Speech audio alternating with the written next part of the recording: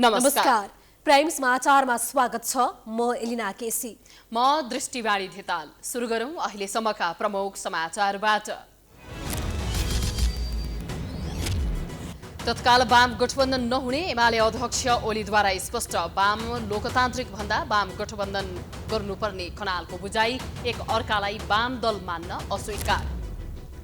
जसपा र लोसपा बीच एकता बहस। जनचाहना अनुसार एकता गर्न यादवको प्रस्ताव महत्त्व भन्छन्। जब पार्टीमा अप्ठ्यारो पर्छ अनि उपेन्द्रले फाल्छन् एकताको काठ। फोहोर व्यवस्थापनका लागि बन्चरे डाँडेका स्थानीयलाई फकाउँदै सरकार। प्रतिबद्धता कार्यान्वयन गर्ने मन्त्री झाँक्रीको आश्वासन। स्थानीय सकारात्मक। देशका केही राजमार्गमा पहिरोले सडक अवरुद्ध। नारायणगढ मुगलिन सडकमा अझै जोखिम।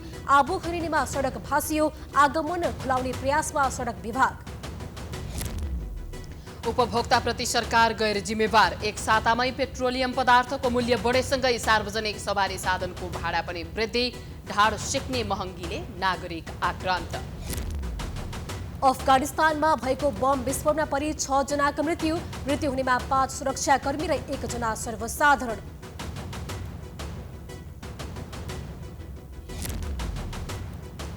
र आइसिसी विश्वकप लिग 2 मा ओमान विरुद्ध नेपाल पराजित भएपछि खेलाडीको आलोचना। ब्याट्सम्यानका कारण हारेको कप्तान लामिछानेको प्रतिक्रिया।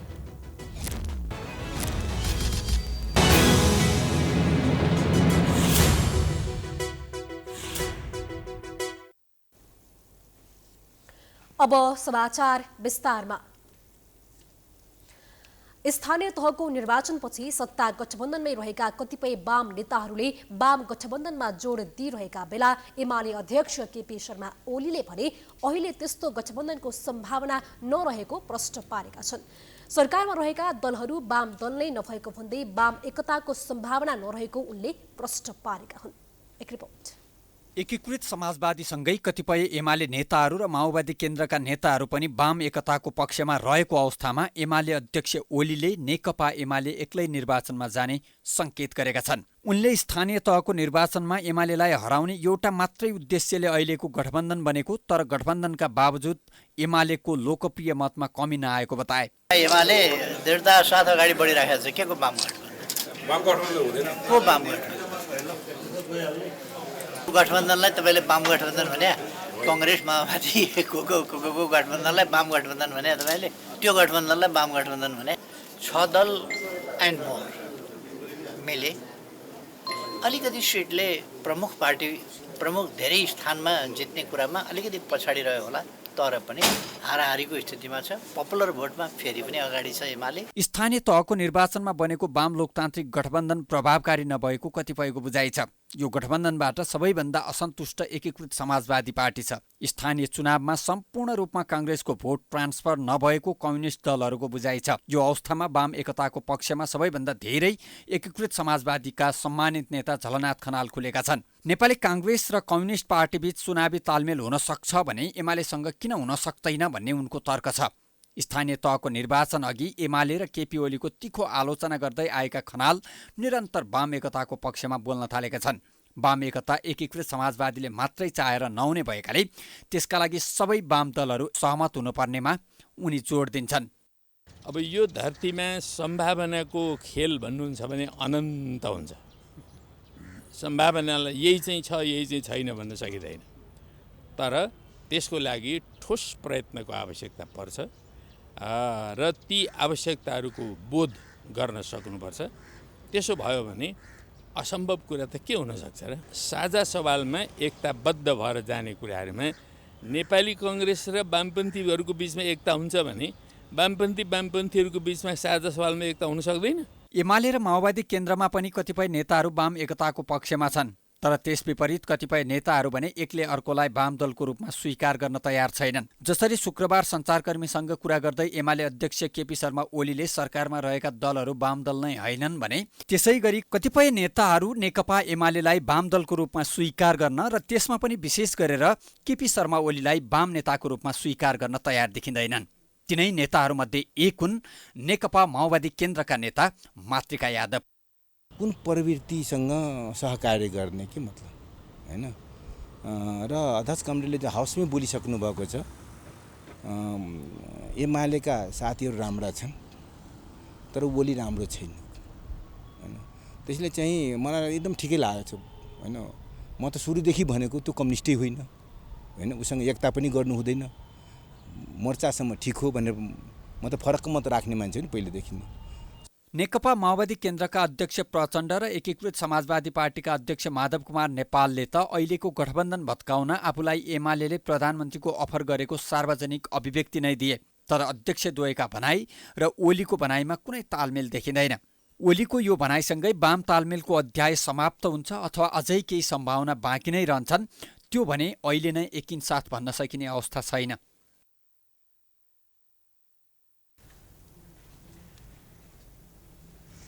तराई मधेस केन्द्रित गरेर राजनीति गर्दै आएका जनता समाजवादी पार्टी जसपा र लोकतान्त्रिक समाजवादी पार्टी लोसपा बीच एकताको बहस सतहमा आएको छ। जसपाका अध्यक्ष उपेन्द्र यादवले पार्टी एकताका लागि केही दिन अघि लोसपासँग प्रस्ताव गरेपछि त्यस विषयले तरङ्ग पैदा गरेको हो। तर लोसपाले भने एकताको प्रस्ताव इमानदारीपूर्वक नआएको भन्दै तत्काल सम्भव नहुने स्पष्ट पारेको छ। एक रिपोर्ट।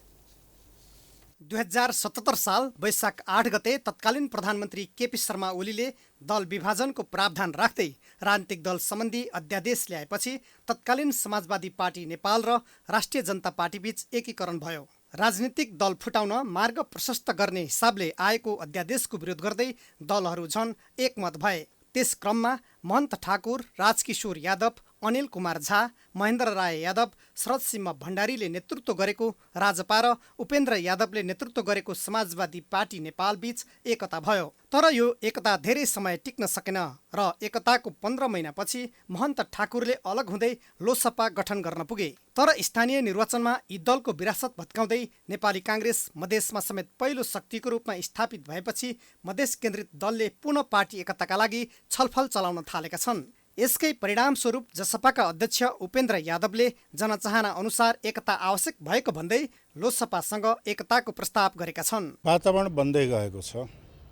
अब एकै हातले ताली बज्दैन, दुईटै हात पनि चाहिन्छ। त्यसले गर्दाखेरि के छ भने हाम्रो तर्फबाट हामीले वातावरण बन्नका लागि ओपन गरिदिएका छौँ। उहाँहरूले आरोप लगाए पनि म त आरोप लगाउँदिनँ।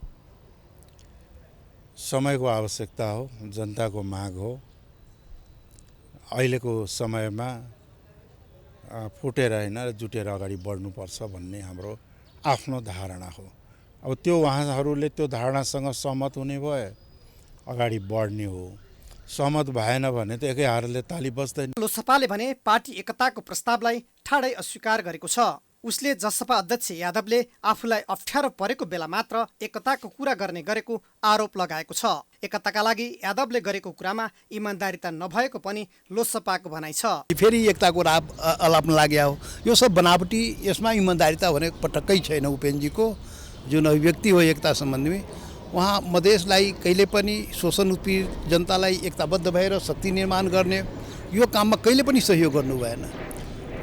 जहिले पनि बनावटी कुरा गर्नुहुन्छ, सङ्कट परेको बेलामा त्यस्ता कुराहरू गर्नुहुन्छ, तर व्यवहारमा चाहिँ ठिक उसको उल्टो कुरा गर्नु। 2074 सालको संसदीय निर्वाचनमा मधेसमा पहिलो शक्तिको रूपमा उदाएका मधेस केन्द्रित दलहरू विभिन्न पार्टीमा विभाजन भएपछि मधेसमा उनीहरूको शक्ति खण्डित भएको छ, जसको परिणामस्वरूप स्थानीय निर्वाचनमा उनीहरूको विरासत काङ्ग्रेसले भत्काइदिएको छ। पछिल्लो समय नेकपा एकीकृत समाजवादीले मन्त्री फेरबदलको पहल गरेसँगै जसपामा पनि त्यो विषय प्रवेश भएर यादव अप्ठ्यारोमा परेको बेला एकताको प्रयास आएको भन्दै लोसपा त्यति गम्भीर देखिँदैन।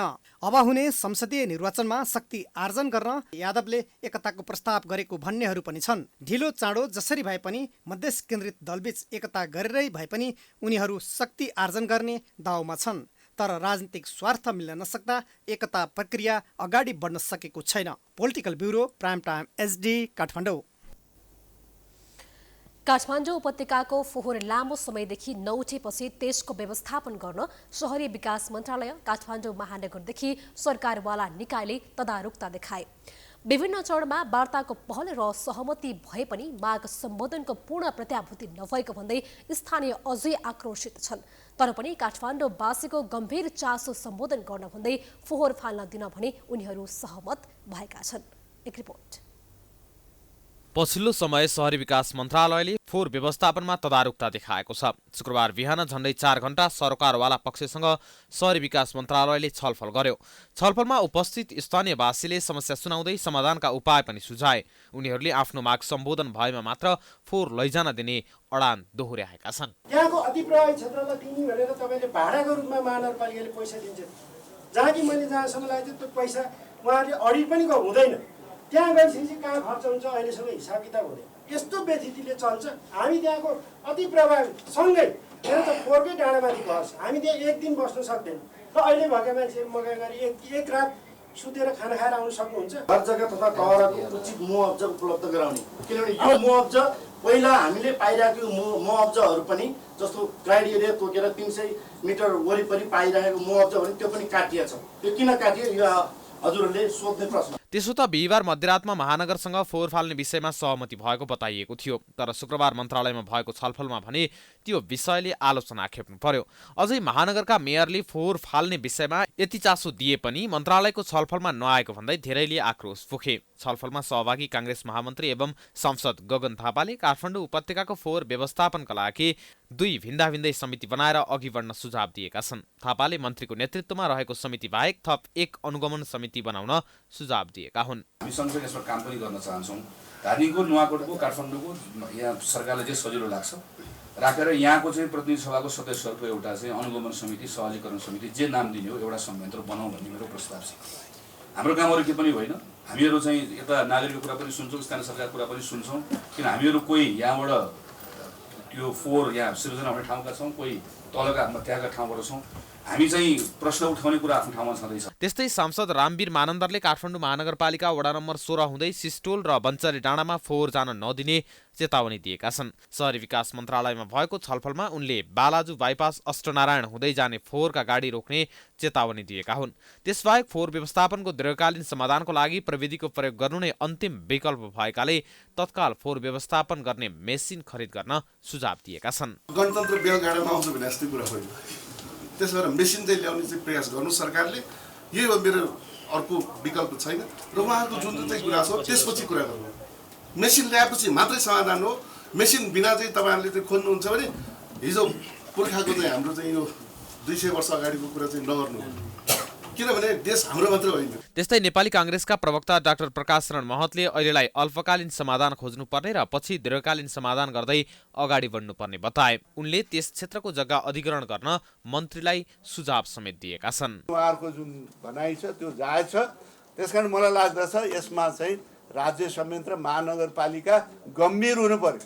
अहिले प्रवृत्ति के छ भने तत्काल एउटा गरेर अब आफू चाहिँ यो मैले गरेँ म मात्रै यसको चाहिँ समाधान हुँ भन्ने जुन प्रवृत्ति छ। कसै एउटा व्यक्तिले एउटा संस्थाले मात्रै नै एउटा संस्थाले मात्रै पनि यसको समाधान निस्किँदैन। 4 घण्टा बैठक चलेपछि अन्तिममा बोलेकी शहरी विकास मन्त्री रामकुमारी झाँक्रीले सिस्टोल र बन्चरी डाँडाका स्थानीयवासीसँग माफी मागेकी छिन्। उनले छलफलमा उठेका विषय र सुझावलाई मध्यनजर गर्दै तत्काल नै दीर्घकालीन समाधानको बाटोमा अगाडि बढ्ने प्रतिबद्धता जनाइन्। अधिकरणलाई पैसा छुट्याउने भन्ने कुरा यो इस्यु चाहिँ अहिले धेरै ठुलो इस्यु चाहिँ होइन। यो कमिटमेन्ट नै छ हामीसँग। जस्तो पैसा 2-4-5 अरब पैसा छुट्याउने अनि यो वर्ष खर्च हुँदैन भनेर त्यो शीर्षकमा नराखे मात्रै हो। त्यो सामान्य त्यसको ओपन स्पेस चाहिँ वन मन्त्रालयसँग या कुनै न कुनै मन्त्रालयसँग छ। तर अहिले त्यसलाई यहाँ देखिने गरी भिजिबल राख्न पनि सकिन्छ। स्थानीयवासीले औपचारिक सहमति नभए पनि माग सम्बोधन गर्न प्रतिबद्धता जनाइएकोले फोहोर विसर्जन गर्न दिने बताएका छन्।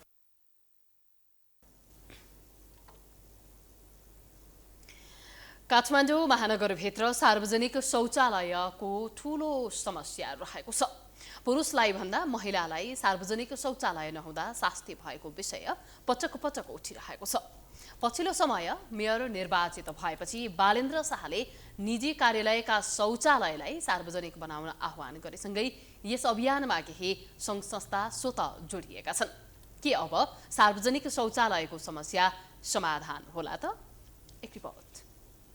काठमाडौँ महानगरपालिका र विभिन्न वित्तीय संस्थाहरूको कार्यमा KFC, hotel, bank, chicken hut र चिकन स्टेसनमा रहेका शौचालयलाई सार्वजनिक शौचालय बनाउने निर्णय गरेको छ। विभिन्न सार्वजनिक निकाय मात्र नभई व्यक्तिहरूको घरमा रहेको शौचालय पनि दिन मिल्ने महानगरको आह्वानसँगै धेरै महानगरवासी यसमा जोडिएका छन्। महानगरपालिका भित्र भएका पुराना शौचालय पुनः प्रयोगमा ल्याउन महानगरपालिकाले गृह कार्यमा रहेको बताउँछ। अहिलेसम्म काठमाडौँ महानगरपालिकाभित्र 19वटा कम्पनी, फर्म, बैंक र केएफसीहरूले महानगरपालिकामा सम्झौता गरेको र अबको केही दिनमा 50वटा भन्दा बढी निकायसँग सम्झौता हुने काठमाडौँ महानगरले जनाएको छ। हामीले नेबिल ब्याङ्कसँग अहिले भर्खर गर्छौँ, अघि 20वटा जति कम्पनीले हाल्नु भएको छ होइन, हामी पनि सार्वजनिकरण गर्छौँ भनेको जस्तो तपाईँले हुन्डा के देख्नु भएको छ, अघि ब्याङ्कहरूले नि हामी पनि गरिदिन्छौँ भन्नुभएको छ, प्राइभेट सेक्टरमा आउनु भएको छ। अब उहाँहरूसँग चाहिँ एग्रिमेन्ट भइसकेको छैन, मौखिक सहमति भएको छ। केएफसी छ, चिकन हट छ, यिनीहरू सबैले आफ्नो उनीहरूको आउटलेटहरूमा हामी सबै गर्छौँ भनेको छन्। एउटा तपाईँले केएफसी भन्नुभयो या चिकन स्टेसन भन्ने अहिले तपाईँ काठमाडौँमा देख्नु 50औँ छ। चिकन स्टेसनले नै हाम्रो सम्पूर्ण आउटलेटहरूमा राख्छौँ भनेको छ। काठमाडौँ महानगरपालिकाको मेयर शाहले अबको केही दिनमा सार्वजनिक शौचालयको विषयमा काम गर्न निर्देशन दिएको काफ्लेले बताए। 20 देखि 30वटा सार्वजनिक शौचालयको निर्माणका लागि टेन्डरको विषयमा छलफल भएको महानगरले जनाएको छ। सार्वजनिक शौचालयलाई गम्भीरतापूर्वक लिएर काम गर्नु सकारात्मक भएको महानगरवासीको बुझाइ छ। महिला पुरुष भन्ने नै भएन, जस अब बाहिर निस्किँदाखेरि होइन, अब पाइरहेको हुँदैन नि त सार्वजनिक शौचालय। अब अनि अझ बच्चै लिएर निस्किँदा त झनै अप्ठ्यारो हुन्छ। त्यस्तोमा चाहिँ एकदमै धेरै युजफुल हुन्छ। अब आफू पिरियड हुँदाखेरि अकस्मात भइन्छ, त्यस्तोमा एकदम सजिलो हुन्छ। टुडीखेल वरिपरि यो चाहिँ नि दरबार उता रत्नबारतिर केही छैन होइन, लेडिजहरूलाई कति दुःख छ, हामी जस्तो मान्छेहरूलाई कति अप्ठ्यारो छ। अब एक फेर शौचालय जानलाई उहाँ कफी खान भित्र छिर्नुपर्छ होइन, यो एकदम राम्रो कुरा हो। काठमाडौँ महानगरपालिकाको अव्यवस्थित फोहोर पछिको अर्को समस्या सार्वजनिक शौचालय भएको र यसको व्यवस्थापनले पनि महानगरको वातावरणलाई स्वच्छ बनाउन सहयोग गर्ने धेरैको बुझाइ छ। प्राइम टाइम्स टेलिभिजनका लागि क्यामेरामा भास्कर भट्टाचार्यका साथ रेमन नेपाली, काठमाडौँ। समाचारको सिलसिला जारी छ, हामी विश्राम पछि आउँछौँ। बाँकी समाचारको साथमा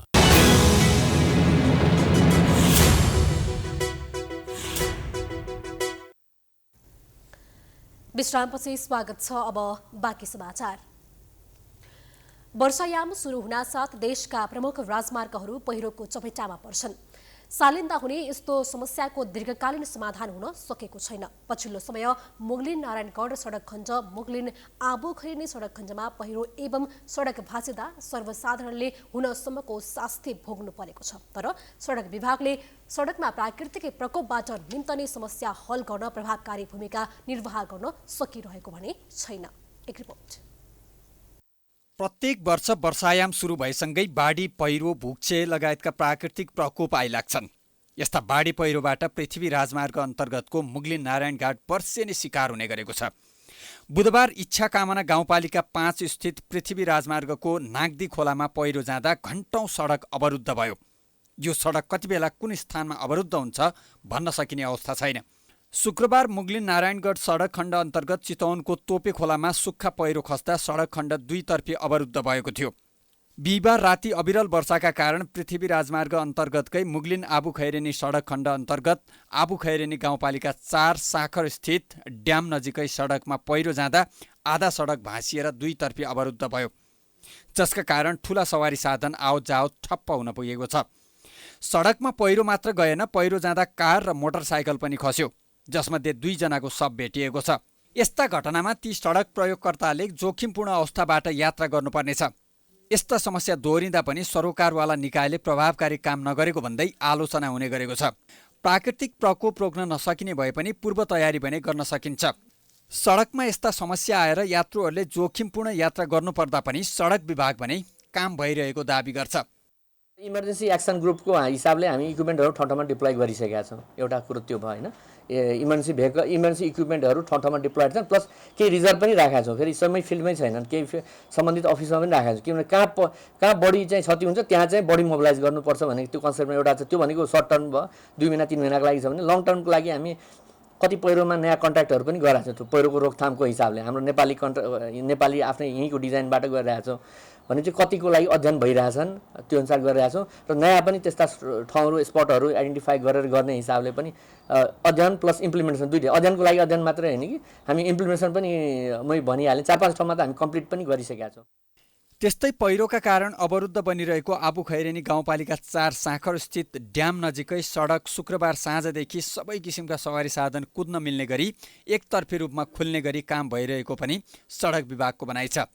लेनमा अहिले खुल्दैन, अहिले चाहिँ तपाईँलाई त्यहाँ अहिले झुटा आश्वासन दिएर केही अर्थ हुँदैन। अहिले चाहिँ हामी गर्न सक्दैनौँ। त्यो 2 लेनमा गऱ्यौँ भने त्यहीँ अर्को जोगीमा र त्यहीँ बन्न सक्छ। त्यसैले हामीले त्यहाँ धेरै डिस्टर्ब गर्दैनौँ, किनकि त्यो आफै पनि कमजोर पहाड छ, कमजोर पहाड रहेछ कि हामी कमजोर छ भन्ने सोचेका त थिएनौँ।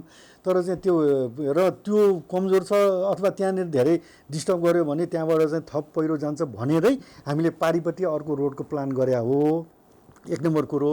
र दोस्रो कुरो, जब त्यहाँ डिस्टर्ब भइसकेपछि हामी त्यहाँ चाहिँ तलै मर्स्याङदीबाटै उठाएर ल्याउनुपर्छ। त्यो मर्स्याङदीबाट उठाएर ल्याउनलाई चाहिँ हामीलाई चाहिँ यो बर्खा सिजनमा हामी सक्दैनौँ, यसको लागि हिउँ सिजन नै पर्खिनुपर्छ। मुगलिन नारायणगढ सडक खण्डमा कैयौँ पहिरो सम्भावित क्षेत्र छन्। समयमै समस्याको समाधान गरी यात्रुहरूको सहज यात्रा गर्न पाउनुपर्ने अधिकारबारे सरोकारवाला निकायले ध्यान दिन जरुरी छ। प्रधानमन्त्री शेरबहादुर देउबा जेठ 28 गते अमेरिका भ्रमणमा जाने भन्ने चर्चा निकै भयो, तर आधिकारिक पुष्टि नहुँदै भएको यो चर्चा गलत साबित भएको छ। अर्थात् प्रधानमन्त्री शेरबहादुर देउबा भोलि अमेरिका जाने छैनन्, तर निकट भविष्यमै उनी अमेरिका जाने कुरा भने सत्य हो। प्रतिनिधि सभामा प्रमुख प्रतिपक्ष एमाले र सत्तारूढ माओवादीले प्रधानमन्त्रीको अमेरिका भ्रमणमाथि प्रश्न उठाएको छ। एक रिपोर्ट। प्रधानमन्त्री शेरबहादुर देउवा अमेरिकी राष्ट्रपति जो बाइडेनको निमन्त्रणामा अमेरिका भ्रमणमा जाने चर्चा छ। मिति यकिन नभए पनि जेठ 28 गते देउवा अमेरिका जाने भनेर हल्ला चलाइयो, जुन कुरा हल्लामै सीमित भयो।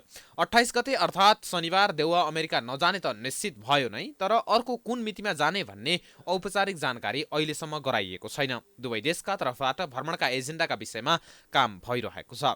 यस विषयमा नेकपा एमाले सदनमा जानकारी गराउन माग गरेको छ। प्रतिनिधि सभाको शुक्रबारको बैठकको सुरुमै एमाले सांसद सूर्यप्रसाद पाठकले अमेरिका भ्रमणमा प्रधानमन्त्री र प्रधान सेनापति जान लागेको र नेपाल कतै आइपीएसमा सहभागी हुने हो कि भन्ने आशंका पैदा भएकाले प्रधानमन्त्रीले संसदको रोस्ट्रममा उभिएर यसको जवाफ दिनुपर्ने माग गरेका हुन्। यस विषयमा प्रधानमन्त्रीलाई सदनमा जवाफ दिन सभामुखले रुलिङ गर्नुपर्ने माग समेत गरेका छन्। प्रधानमन्त्री स्वयं उपस्थित भएर रोस्ट्रमबाट संसदलाई, प्रतिपक्षलाई, संसद मार्फत आम जनतालाई जानकारी गराउनुपर्छ। विषयवस्तु खास के हो, यो म जोरदार माग गर्दछु। सभामुख महोदय, यो विषय असाध्यै गम्भीर छ, यसलाई ढिला नगरियोस्। अविलम्ब सभामुख मार्फत प्रधानमन्त्रीलाई नेपाल सरकारलाई ध्यान रुलिङ गर्दै यो राष्ट्र मार्फत हामी प्रधानमन्त्रीको जवाब सुन्न चाहन्छौँ, नेपाली जनतालाई आश्वस्त पार्न चाहन्छौँ, हामी आश्वस्त हुन चाहन्छौँ। यसअघि जेठ 26 गतिको प्रतिनिधि सभा बैठकमा माओवादी केन्द्रका प्रमुख सचेतक देव गुरुङले राष्ट्रिय सुरक्षा संवेदनशीलतालाई ध्यानमा राखेर प्रधानमन्त्री र प्रधान सेनापतिको अमेरिका भ्रमण स्थगित गर्न माग गरेका थिए। रक्षा मन्त्रीको हिसाबले चाहिँ सम्मानीय प्रधानमन्त्रीज्यूको पनि अमेरिका भिजिटको कुरा उठिरहेको चाहिँ छ। त्यस कारणले गर्दाखेरि अहिले यो स्थितिमा चाहिँ पहिलो कुरा त चाहिँ तपाईँको यो भिजिट नै त्यो आवश्यक छैन भन्ने लाग्छ। अहिलेको सुरक्षा संवेदनशीलतालाई ध्यानमा राखेर, राष्ट्रिय सुरक्षा संवेदनशीलतालाई ध्यानमा राखेर चाहिँ यो भिजिटका कार्यक्रमहरू स्थगित गर्नलाई म गम्भीरतापूर्वक हार्दिक आग्रह गर्न चाहन्छु। प्रधानमन्त्रीकै रूपमा देउवाले 2059 वैशाख 23देखि 28मा अमेरिकाको औपचारिक भ्रमण गरेका थिए। त्यसयता नेपालबाट उच्चस्तरको अमेरिका भ्रमण भएको छैन। अहिले नेपाल अमेरिका मैत्री सम्बन्धको 75औं वर्षगाँठका अवसरमा उनले अमेरिकाको भ्रमण गर्न लागेका हुन्। पछिल्लो समय निरन्तर उकालो लागेको पेट्रोलियम पदार्थको मूल्य केही दिन अगाडि 10 रुपैयाँ घटाएर जनताको आँखामा छारो हाल्ने काम भयो। तर 10 दिनमै निगमले पुनः मूल्य बढाएको छ। मूल्य बढेसँगै सार्वजनिक यातायातको पनि भाडा बढेको छ। जनता भने महँगीको मारमा परेका छन्। एक रिपोर्ट। पछिल्लो केही महिना यता निरन्तर उकालो लागेको पेट्रोलियम पदार्थको मूल्य एक साता अगाडि 10 रुपैयाँले मूल्य घटाएर जनतालाई आश्वासन बाँड्ने काम गरियो। हप्तै पछि मूल्य वृद्धि हुँदा लिटरमा 10 रुपैयाँ मात्रै घट्दा पनि केही राहत महसुस गरेका थिए नागरिकले। तर सरकारले पेट्रोलियम पदार्थमा लाग्ने कर 10 रुपैयाँले घटाएपछि मूल्य घटेको थियो, तर मूल्य घटाएको ठिक एक सातामै पुनः मूल्य वृद्धि गरेको हो। यसरी हप्तै पछि मूल्य बढाउँदा आम नागरिक मारमा परेका छन्। यही पेट्रोलियम पदार्थको मूल्य चर्को रूपमा बढ्दा बजार भाउ समेत छोइसक्नु नभएको भन्दै आक्रोशित देखिन्छन्। अब अस्ति हामीलाई देखाउनले चाहिँ जनतालाई चाहिँ यो अस्ति 10 रुपियाँ घटाएको चाहिँ एउटा छारो हाले हो क्या, जुन चाहिँ चरालाई हामीले मार्नको लागि चाहिँ चारो हाल्छन् नि, त्यो चारो हालेको हो क्या। त्यो दिन कति आन्दोलन भइरहेको थियो, अलिक शान्त भयो नि केही न केही। अब फेरि अब 10 दिनमा चाहिँ फेरि 8 रुपियाँ बढाइदियो, बराबर भयो कि भएन? यो चाहिँ अब जनतालाई लुट्ने काम। मेन समस्या भनेको सरकारभन्दा पनि आयल निगमलाई चाहिँ कन्ट्रोल गर्नु पऱ्यो क्या। बजार भाउ एकदम मगी छ, बाँच्नलाई गाह्रो छ। तपाईँको एउटा साधारण परिवारलाई काठमाडौँमा गर्नलाई केही नभए पनि 30,000 रुपियाँ पर्छ मिनिमम एउटा। अब तपाईँको स्यालेरी भनेको अफिसहरूमा गयो भने अब जस्तै स्कुलको कुरा गरौँ, मैले भ्यान चलाउँछु स्कुलको, बिहान 9 बजीदेखि 5 बजीसम्म काम गर्छन्, 8,000 तलब छ। अब त्यसले भाडा तिर्ने कि खाने के खाने, अब 400 छ तेल। दैनिक जसो बजार भाव बढ्दा जीविकोपार्जन गर्न आम नागरिकलाई हम्मे परेको छ। यस अगाडि 1-2 रुपैयाँ बढ्दा आन्दोलन गर्ने, हडताल गर्ने विद्यार्थी नेता अहिले मौन छन्। सरकारले उनीहरूका आवाज सुन्नै छाडेपछि नागरिकको हक हितका लागि निस्किनै छाडेका छन्। तर उनीहरू आफूहरूले मूल्य वृद्धिको विषयमा सरकारलाई दबाब दिन नछोडेको दाबी गर्छन्। राज्यभन्दा माथि कोही पनि हुँदैन र राज्यभन्दा ठुलो सरकारवाला पक्ष पनि कोही हुँदैन जवाफदेहिताका लागि। अहिलेको सरकारले देखाएको उदासीनता, गैर जिम्मेवारपनमा चाहिँ नेपाली जनताहरू समग्र विषयमा नै आक्रान्त बनेका छन्। अहिले भएको महँगी वृद्धि होस् या अरू विषय सबै कुरामा। यता उपभोक्ता हित संरक्षण मञ्चका अध्यक्ष ज्योति बानिया सरकार अनि राजनीतिक दलका नेता तथा कार्यकर्ता नै बढ्दो महँगीको कारण भएको बताउँछन्। उनीहरू कसरी जनताबाट असुल्न सकिन्छ भन्ने दाउ मात्र हेर्ने गरेको आरोप बानियाको छ। कसरी यो सरकार चलाउने, कसरी के छन् जनतासँग कर लिने, कसरी सरकार पाल्ने भन्नेदेखि बाहेक अरू केही अवस्था देखिँदैन। तेलको भाउलाई हामीले अहिले पनि कर मार्फत चाहिँ के छ भने करलाई संयोजन गर्न सक्छौँ। करलाई किनभने कर भनेको त मूल्य वृद्धि हुने बित्तिकै कर पनि बढ्ने हो, त्यसलाई अलिकति संयोजन गर्न सक्छौँ। केही प्रतिशतलाई घटबड गर्न सक्थ्यौँ। आर्थिक अध्यादेश ल्याएर भए पनि त्यो घटबड गर्ने गरी आर्थिक रूपले आर्थिक ऐनमै छ, त्यो टुल्स प्रयोग गर्न सक्नु पर्थ्यो, त्यो पनि सकिएन। पेट्रोलियम पदार्थको मूल्य बढेसँगै सार्वजनिक यातायातको पनि भाडा बढेको छ। यसरी जनताको ढाड सेक्ने गरी मूल्य वृद्धि गराउँदा समेत पेट्रोलमा प्रति लिटर 24 रुपैयाँ 70 पैसा र डिजेलमा 18 रुपैयाँ नोक्सानी रहेको निगमको प्रतिक्रिया छ। त्यस्तै खाना पकाउने ग्यास प्रति सिलिन्डर 751 रुपैयाँ नोक्सानी रहेको निगमले जनाएको छ। निगमका अनुसार अब प्रत्येक हप्ता यसरी नै मूल्य वृद्धि हुनेछ र अझै नागरिकले शास्ति पाउनेछन्। यस्तो अवस्थामा पनि आर्थिक वर्षको वैशाख मसान्तसम्म निगमलाई करिब 47 अर्ब नोक्सानी भइसकेको र असार मसान्तसम्म झण्डै 60 अर्ब पुग्ने निगमको भनाइ छ। अस्ति जुन 1 जुनमा प्राप्त जुन मूल्य सूची छ, त्यो 1 जुनमा प्राप्त हाम्रो मूल्य सूची पछि हामीले जुन प्राप्त गरेका छौँ मूल्य सूची, त्योभन्दा अब त झन् बढेर आउने देखिरहेछौँ क्या। अन्तर्राष्ट्रिय बजारमा चाहिँ जुन डिजलको मूल्य, प्रशोधित डिजल र पेट्रोलको जुन मूल्य बढिरहेछ, त्यो हेर्दाखेरि त अझै बढेर आउने हामीले देखेका छौँ। अर्कोचोटि त अझै बढेर आउनेछ भनेपछि अब लिटरमा 31 रुपैयाँ पेट्रोलमा घाटा, लिटरमा डिजलमा 28 रुपैयाँ घाटा, अब अनि 751 रुपैयाँ एलपिजीमा घाटा होइन। भले हामीले एलपिजीमा चाहिँ अहिले योचोटि बढाएनौँ, डिजल र पेट्रोलमा मात्रै चाहिँ मूल्य बढायौँ होइन। त्यो अवस्था सिर्जना भएपछि अब हामी चाहिँ आर्थिक रूपमा नै एकदम अप्ठ्यारो अवस्थामा परेको कारणले गर्दाखेरि हामीले गर्यौँ। हाल यसरी नै सबै इन्धनको मूल्य समायोजन गर्दा आगामी 15 दिनमा 3 अर्ब 1 करोड नोक्सानी रहने निगमको अनुमान छ। अहिले पेट्रोलको मूल्य प्रति लिटर 178 रुपैयाँ र डिजेल तथा मट्टीतेल 165 रुपैयाँ रहेको छ। सत्ता गठबन्धनभित्र मन्त्री परिषद पुनर्गठनको विषय पेचिलो बनेको छ। एकीकृत समाजवादीले नयाँ मन्त्रीको शपथ गराउन दबाव बढाइरहेको बेला माओवादी र जसपा भित्र पनि मन्त्री फेर्नुपर्ने दबाव छ। तर माओवादीका नेताहरू भने तत्काल मन्त्री फेरबदलको पक्षमा देखिँदैनन्। एक रिपोर्ट। मन्त्री फेर्ने एकीकृत समाजवादीको निर्णय प्रधानमन्त्री निवास बालुवाटारमा अड्किएको छ। एकीकृत समाजवादीका शीर्ष नेताहरू भने प्रधानमन्त्रीले पार्टी निर्णय कार्यान्वयन गर्नुपर्ने दोहोर्याइरहेका छन्। एकीकृत समाजवादीको निर्णय सँगै सत्तारूढ दलमा मन्त्री फेर्ने विषय भुसको आगो झैँ बनेको छ। तर सत्ताको एक घटक नेकपा माओवादी केन्द्रका एक नेताले भने मन्त्री परिवर्तन गर्दा बजेट कार्यान्वयनमा कठिन हुने भन्दै मन्त्री परिवर्तन गर्नुको कुनै अर्थ नरहेको बताएका छन्। बजेट निर्माण गर्न मन्त्रीको महत्त्वपूर्ण भूमिका हुने हुँदा मन्त्री परिवर्तन गर्दा बजेट कार्यान्वयनमा समस्या र जटिलता आउने नेता गजुरेल बताउँछन्। 5-6 महिना बाँकी छ, अब मन्त्रीमण्डल चेन्ज गरेर के अर्थ भयो र नयाँ जानले के गर्ने भन्ने कुरा। बजेट आइसक्यो, अब त्यो बजेटबाट त्यही मन्त्रीले कार्यान्वयन गर्न पाउँदा केही कामहरू होला। अब त्यो माथि अर्को मन्त्री चेन्ज भएपछि नउले नै त्यो कार्यक्रमबाट बजेट ल्याउने कुरो होइन र कार्यान्वयन गर्न पनि उसलाई जटिलता हुन्छ कि त्यो जसले बजेट ल्याएको त्यसले कार्यान्वयन गरेर राम्रो हो नि त। अब यस्तो खास गरी अब सांसद भएपछि मन्त्री हुनैपर्ने जो रोग चाहिँ हामीले हालेको छ होइन, त्यसले समस्या हो कि सबै सांसद मन्त्री हुनुपर्छ भन्ने छैन।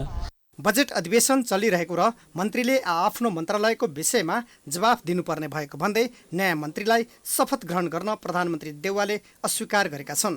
प्रधानमन्त्री देउवाले बजेट पारित गरिसकेपछि मात्र मन्त्री परिषद पुनर्गठन गर्ने बताइएको छ। नेकपा एकीकृत समाजवादीले यो अवधिसम्म धैर्य गर्नुको विकल्प नभएको काङ्ग्रेसको भनाइ छ। गठबन्धनको सरकार हो, गठबन्धनमा आबद्ध दलहरूले पहिलो चरणमा मन्त्री पठाउँदाखेरि उहाँहरूले के व्यवस्था गरेर प्रबन्ध गरेर पठाउनु भयो हामीलाई थाहा हुने कुरा भएन।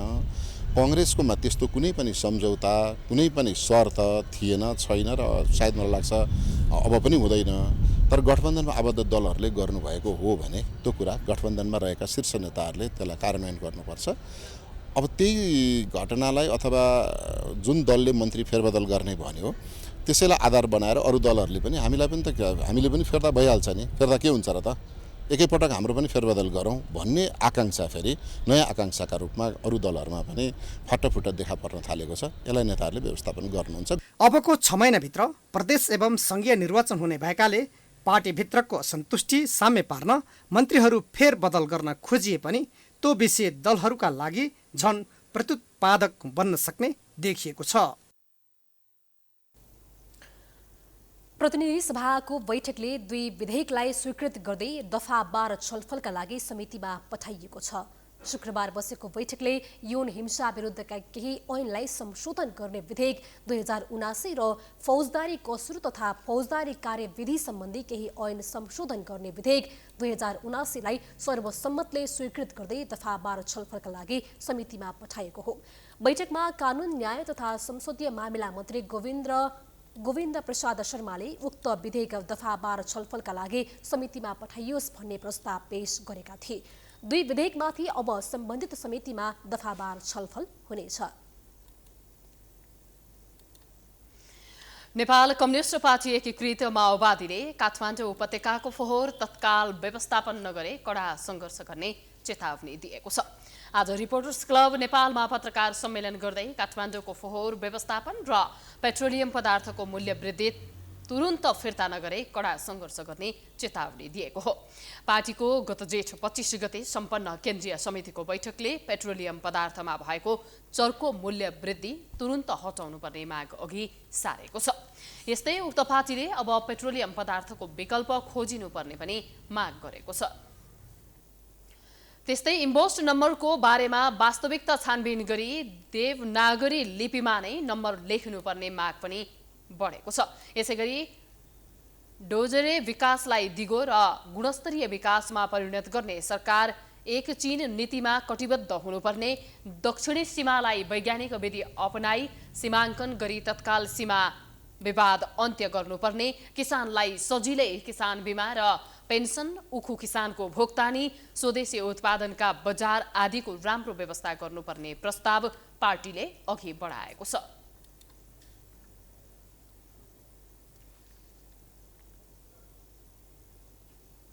समाचारको सिलसिला जारी छ। हामी विश्राम पछि आउँछौँ। समाचारको साथमा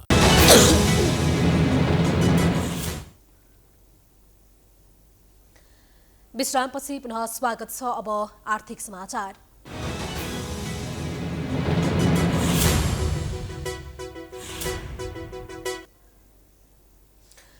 सांसदहरूले ठूला जलाशययुक्त आयोजना सरकारले आफैले बनाउनु पर्नेमा जोड दिएका छन्। प्रतिनिधि सभा बैठकमा बजेटमाथिको छलफलका क्रममा उनीहरूले ठूला जलाशय आयोजना सरकारले आफै बनाएर मुलुकलाई बिजुलीमा आत्मनिर्भर बनाउनु पर्नेमा जोड दिएका हुन्। छलफलमा भाग लिँदै सांसद गोकर्ण विष्टले बिजुलीको आवश्यकता पूरा गर्न जलाशययुक्त आयोजना सरकार आफैले बताउनु पर्ने बताए। उनले पश्चिम सेती र बुढी गण्डकी जस्ता ठूला आयोजना बेवारिसे बनेको भन्दै सरकारले आफै बनाउनका लागि अग्रसर हुनुपर्ने बताए। उनले बुढी गण्डकी आयोजना निर्माणमा जान नसकेको भन्दै बुढी गण्डकी आयोजना कति सम्ममा कुन मोडलमा बन्ने हो स्पष्ट हुनुपर्ने धारणा राखे। बराबरको बिजुली आयात गर्ने सम्भावना देखा परेको छ। यद्यपि सभामुख महोदय गएको 25 गते 158 मेगावाट बिजुली रातिमा भारततिर पनि हामीले निर्यात गरेका छौँ। 112 वर्षको अवधिमा हामीले जम्मी 2171 मेगावाट बिजुली उत्पादन गरेका छौँ र हामीले जल स्रोतको विकास मार्फत राष्ट्रको समृद्धि प्राप्त गर्छौँ, रोजगारी सिर्जना गर्छौँ, देशलाई रूपान्तरण गर्छौँ, पूर्वाधार निर्माण गर्छौँ भनिरहेका छौँ। एक प्रकारले भन्ने हो भने कतै हाम्रो पुस्ता विकासको गफ गर्दा गर्दै समाप्त हुने त होइन, यही प्रकारको प्रश्न पैदा भइरहेको छ। यस्तै सांसद दुर्गा पौडेलले ऊर्जा मन्त्रालयले राष्ट्रिय गौरवका आयोजनामा विदेशी कम्पनीलाई बनाउने दिने काम भइरहेकाले त्यसलाई रोक्दै सरकारले नै ठूला आयोजना आफैले बनाउनु पर्ने बताए। राष्ट्रिय गौरवका आयोजनामा सिक्टा सुसाई, रानी जमरा सुसाई आयोजना, भेरी बबई डाइभर्सन जस्ता राष्ट्रिय गौरवका आयोजना प्रगति हुन नसकेको उनको भनाइ थियो। राष्ट्रिय महत्त्वका जलविद्युत आयोजनाहरू खालि विदेशीलाई सुम्पिने काम भइरहेको छ। यो मन्त्रालयले गर्ने काम के हो? माथिल्लो कर्णाली, अरुण तेस्रो विदेशी कम्पनीलाई दिइसकेको अवस्था छ। पश्चिम सेती परियोजना पनि भारतीय कम्पनीलाई जिम्मा दिने तयारी भइरहेको छ। जलस्रोत ठुला नदी नालाहरू परियोजनाहरू विदेशीलाई सुम्पिने, अनि यो मन्त्रालयले गर्ने के, सरकारले गर्ने के? बैठकमा सांसद शेरबहादुर तामाङले नेपालको समृद्धिको आधार नै ऊर्जा भएको बताए। उनले कुल जनसङ्ख्यालाई 2800 मेगावाट विद्युत भए पुग्ने र बाँकी विद्युत उत्पादन गरेर बेच्न सकिने धारणा राखे। र अहिले नै हाम्रो खपत दर बढाएन भने नेपालको टोटल जनसङ्ख्याको उत्पादन खपत दर र टोटल जनसङ्ख्याले हाउस होल्ड मात्रै चाहिँ ऊर्जा खपत गर्ने प्रयोग गर्ने हो भने 2800 मेगावाट भन्दा बढी चाहिने। त्यसैले ऊर्जाको खपत दर जति धेरै हाई हुन्छ त्यति नै त्यो राष्ट्रको विकासको दर चाहिँ बढेर गएको देखिन्छ। आज जति देशहरू चाहिँ विकसित भन्छौँ उनीहरूको ऊर्जा खपत दर एकदम हाई छ। अधिकांश सांसदहरूले नेपालको गौरव र मुलुकलाई बलियो बनाउने ऊर्जा भएको र आपसी सहमतिमा भएको पानीको स्रोतको संरक्षण गर्नुपर्ने सुझाव दिएका छन्।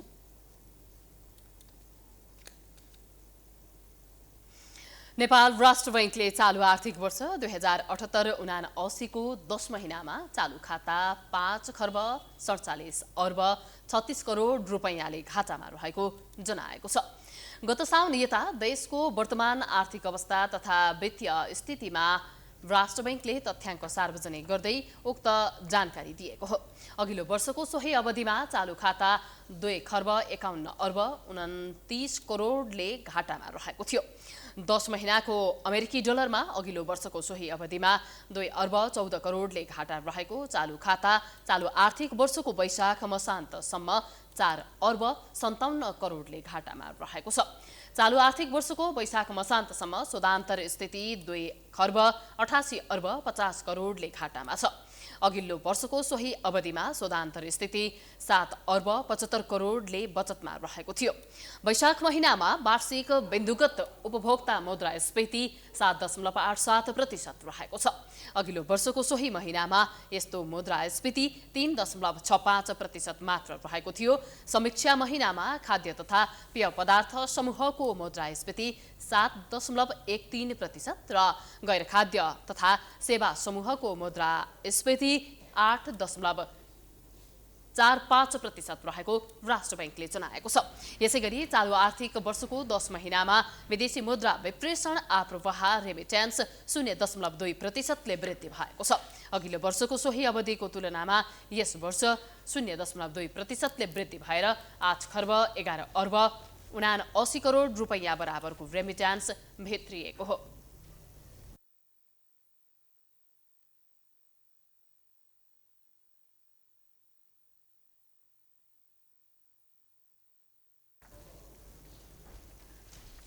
अब अन्तर्राष्ट्रिय समाचार।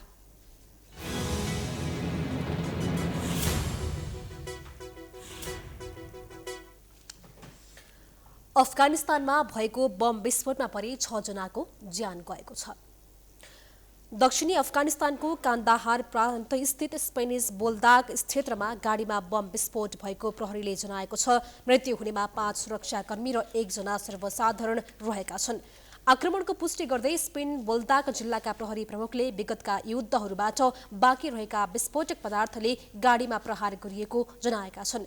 स्थानीय सञ्चार माध्यमले पनि विस्फोटमा 1 नागरिक र प्रशासनका 5 सुरक्षाकर्मी सहित 6 जनाको ज्यान गएको जानकारी दिएको छ। गत वर्ष अगस्तमा तालिबानले अफगानिस्तान कब्जा गरेपछि सडक किनारमा बम विस्फोट र हिंसात्मक घटनाहरू घटेका छन् र तालिबान नेतृत्वको कामचलाउ सरकारले सबै अफगानलाई घर फर्कन र आफ्नो मातृभूमिको पुनर्निर्माणमा हातेमालो गर्न आह्वान गरेको छ।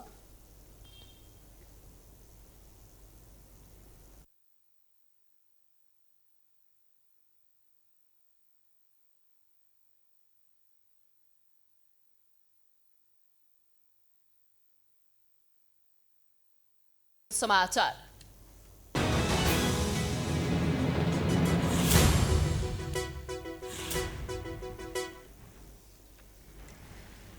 आईसीसी विश्वकप लीग 2 अन्तर्गत ओमान विरुद्धको 1 दिवसीय क्रिकेटमा नेपाल 13 रनले पराजित भएपछि विभिन्न टीका टिप्पणी भइरहेको छ।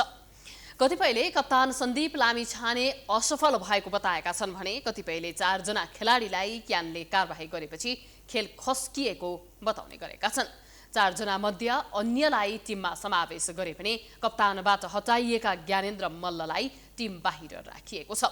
भरपर्दा खेलाडी मल्ललाई टिममा नराख्नुको पछाडि क्यानका पदाधिकारीको इगोको रूपमा लिएको छ। त्यसले पनि उनलाई टिममा फर्काएर कप्तानको जिम्मेवारी दिनुपर्ने आवाज उठिरहेको छ।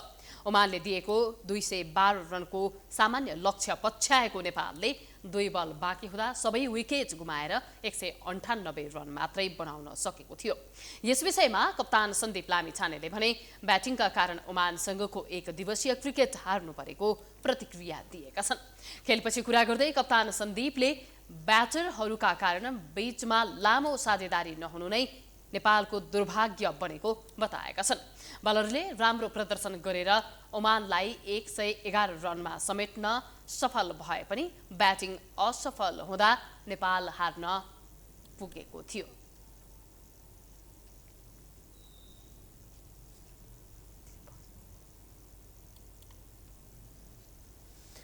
यो सँगै हामी समाचारको अन्त्यमा आइपुगेका छौं। जाँदा जाँदै प्रमुख समाचार पुनः एकपटक।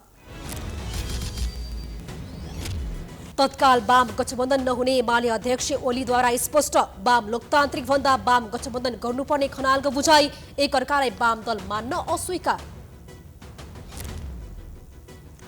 जसपा र लोसपा बीच एकता बहस। जनचाहना अनुसार एकता गर्न यादवको प्रस्ताव। महत्त्व भन्छन् जब पार्टीमा अप्ठ्यारो पर्छ अनि उपेन्द्रले फाल्छन् एकताको कार्ड। फोहोर व्यवस्थापनका लागि बन्चरी डाँडाका स्थानीयवासीलाई फकाउँदै सरकार। प्रतिबद्धता कार्यान्वयन गर्ने मन्त्री झाँक्रीको आश्वासन। स्थानीय सकारात्मक।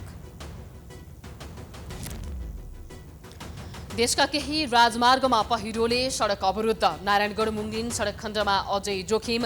आबु खैरेनीमा सडक भासियो। आवागमन खुल्याउने प्रयासमा सडक विभाग।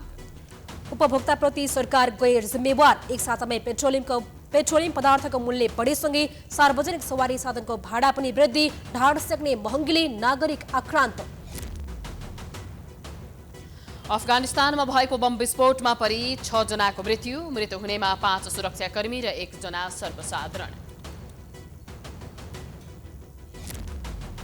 र आईसीसी विश्वकप लीग 2 मा ओमान विरुद्ध नेपाल पराजित भएपछि खेलाडीको आलोचना। ब्याट्सम्यानका कारण हारेको कप्तान लामिछानेको प्रतिक्रिया।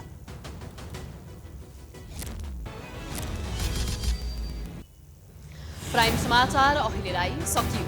अबको प्रस्तुति कार्यक्रम जनता जान्न चाहन्छन् ऋषि धमलाको साथ। हेर्दै गर्नुहोला प्राइम टाइम्स एसडी। नमस्कार।